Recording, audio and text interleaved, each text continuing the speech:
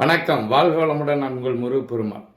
உலகில் எத்தனை கடவுள்கள் இருந்தாலும் முருகன் ஒருவனே அழகில் சிறந்தவன். அதாவது முருக கடவுள் மாதிரி அழகான கடவுள் எங்கேயுமே கிடையாதுன்னு சொல்லுவாங்க. காரணம் என்ன அப்படின்னா, குரு பார்க்க கோடி நன்மை. அறுபடை வீடுகளில் திருச்செந்தூர் முருகன் குருஸ்தலம்.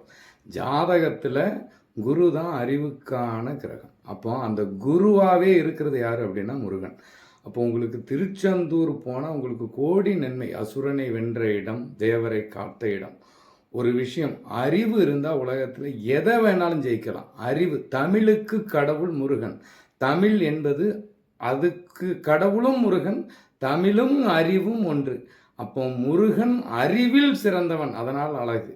இந்த உலகத்தில் எப்பேற்பட்ட எந்த மனிதராக இருந்தாலும் அறிவோடு இருக்கிற பெருமக்கள் அழகாய் நமக்கு தென்படுவர். அதே போல் உலகில் தலை சிறந்த கடவுள், அழகான கடவுள் முருகன்னா அவர் அறிவில் சிறந்தவர். அந்த அறிவால் வாழ்வில் வரக்கூடிய அத்தனை துன்பங்களையும் பிரச்சனைகளையும் தீர்க்க இயலும் என்பதற்கே உதாரணம். முருகன் ஒருவனே அழகில் சிறந்தவன், அவனே குருபரன். குரு பார்க்க கோடி நன்மை. முருகன் அழகில் சிறந்தவன், அறிவில் சிறந்தவன். தமிழ் கடவுள். தமிழே அறிவில் சிறந்த மொழி, அழகில் சிறந்த மொழி. அதற்கு முருகன் ஒருவனே சான்று. வாழ்த்துக்கள்.